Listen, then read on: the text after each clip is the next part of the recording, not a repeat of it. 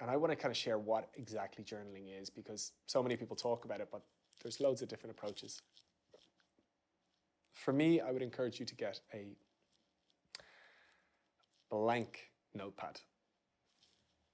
Try and even avoid the lines. I'm a rebellious type. Sometimes I like to write upside down in my journal. Sometimes I like to write around in circles. I don't like the lines telling me which way to go, basically. But I would encourage you to get a blank sheeted journal or notepad and carve out a little bit of time each day. Could be 10 minutes in the morning, could be 10 minutes in the evening, afternoon over a cup of tea, or it could be all three. For me, it's all three. And in those moments, I'd ask you to ask yourself first and foremost, how are you? Literally write down, how are you? In my case, how are you, Jamie? And sometimes the simple process of just asking yourself how you are and tuning in and perhaps writing, I'm feeling a little bit tired. Why am I feeling tired? Well, I overslept. Why did I oversleep? Can actually help you zone in for where you're at and pull some learnings. There's also an interesting thing that I really firmly believe is that thoughts will rattle along in your head until something has been taken from them. Journaling gives you the opportunity to take the wisdom from whatever thoughts you have coming up, and then the thoughts go. And it brings clarity and peace to your state and to your being. And instead of those thoughts running around your head and distracting you, they go, and you have a much greater capacity to concentrate on whatever is in front of you or whatever you need to focus in on. So if you can, I would invite you to find a moment in a day, sit with a piece of paper, tune into yourself, ask yourself how you are, see if there's any learnings to take from that. And then look at your day ahead. What do I have to do today? Note it down. Who do I have to meet, or where do I have to be? Note it down. And you might ask yourself, like, okay, what do I have to do today? Note things down. Why do I have to do these? You might suddenly, once you've asked why you have to do them, go back and be like, actually, I don't need to do that. I don't need to do that. And that can be huge in terms of prioritizing. Sometimes we find ourselves doing a whole load of stuff that we actually don't need to do, or we don't know why we're doing it.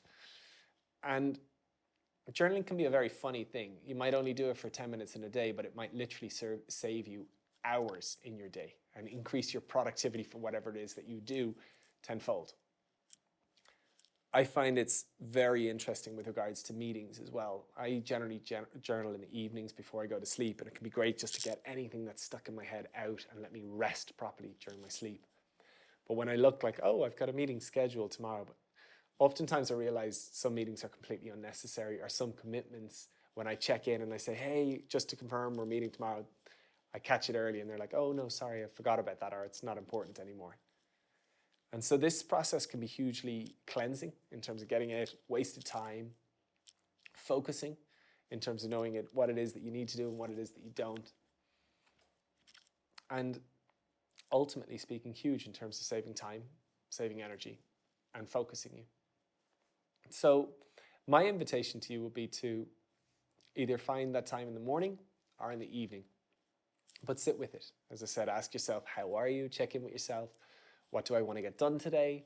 Note things down, just revise and refine and make sure whatever it is that you do need to do gets done, and whatever you don't need to do, perhaps you push on. And who am I meeting? What am I doing? What do I want to get out of those meetings? What do I want to say? Sometimes we go through meetings and we actually forget to show up how we'd like or have the conversation we need to have. So that can be hugely grounding, hugely focusing, and hugely impacting when it comes to turning your days from a reactive state to a proactive state.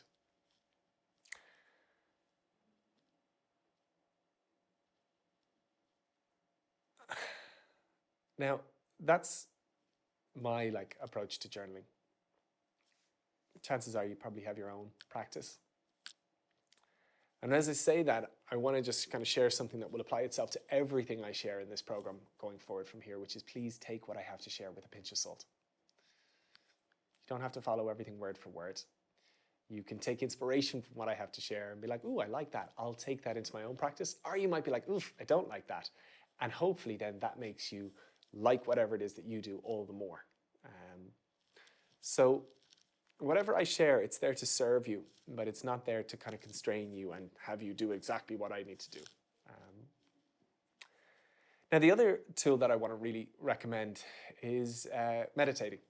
And again, meditating is almost like journaling again. It's spoken of so often, but like, what do we actually mean by meditating? So I'm going to share what I do. And I hope it serves you as positively as it serves me in terms of helping me be more proactive rather than reactive. So I actually choose again the same times in the morning and in the evening. Basically, the first thing I do when I wake up is I sit in meditation and then I journal. And then in the evenings, I journal and then I meditate and then I sleep. But when I say meditating, I generally like to sit up cross-legged like this. I have no idea why. Why when I sit like this, I feel more relaxed and at peace. So I feel better like this than I do like this. And I feel better like that than I do lying back. We all have our way of sitting, perhaps, that complements us best. But what I would invite you to do is to just sit with yourself. Close your eyes. And for the first minute or two, you might just practice calmly breathing in through your nose and calmly breathing out through your nose. And what that is to just help calm you. Sometimes our minds are buzzing. Sometimes there's God knows what kind of thoughts. And just actually breathing in slowly and breathing out slowly can help calm us down and calm our nervous system and help us be that little bit more present. Now, I know when it comes to meditating, a lot of people talk about like, try to clear your mind. I actually have a bit of a different approach. I like to listen. I am so curious that when I sit with myself in peace, what thoughts come up. And I would encourage you to, as I said, sit, close your eyes, breathe slowly, and just actually observe whatever thoughts come up. I said it prior when I was talking about journaling that I really believe thoughts are in our mind for a reason. They're trying to tell us something. And in ignoring these thoughts, they get louder and messier and noisier and more distracting and consuming. But if we make time to listen to them, we can take wisdom from them. And if we take wisdom from them, they go. Our minds become peaceful. We get a whole load of energy, attention, and focus back, and we get to focus it on whatever we like. So when I meditate, I sit comfortably, I close my eyes, I breathe slowly in, slowly out, I calm myself down, and I actually just listen to whatever thoughts come up. I let my mind wander. And for me, I believe it's just making time for my mind to catch up with myself. And that helps me get more present.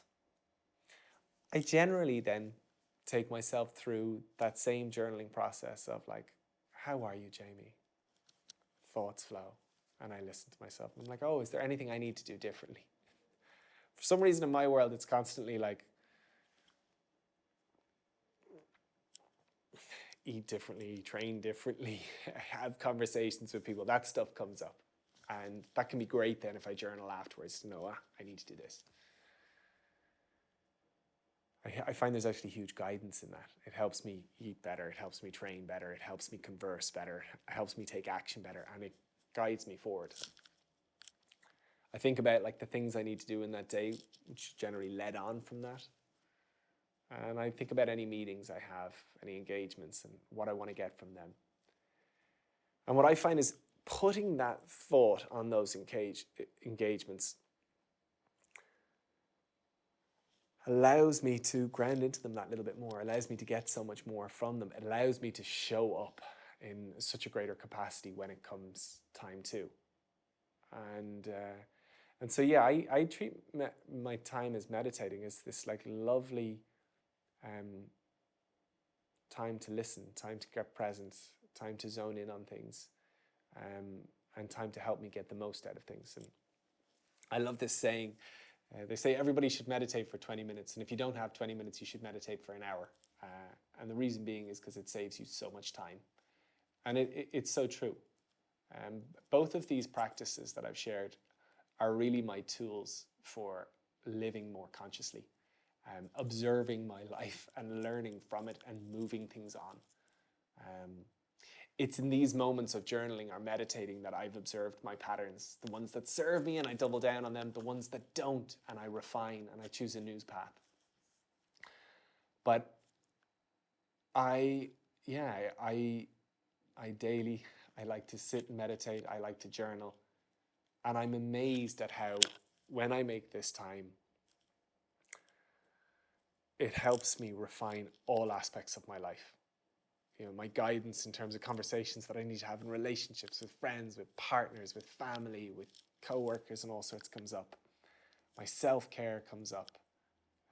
When it comes to meetings, when it comes to engagements with clients, anything like that, I'm more present. I have an edge that is fantastically well-serving.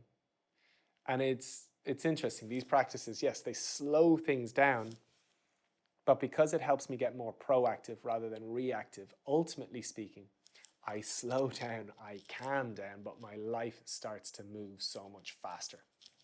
And whatever it is that I'm working towards seems to move a hell of a lot faster. And I wish that for you.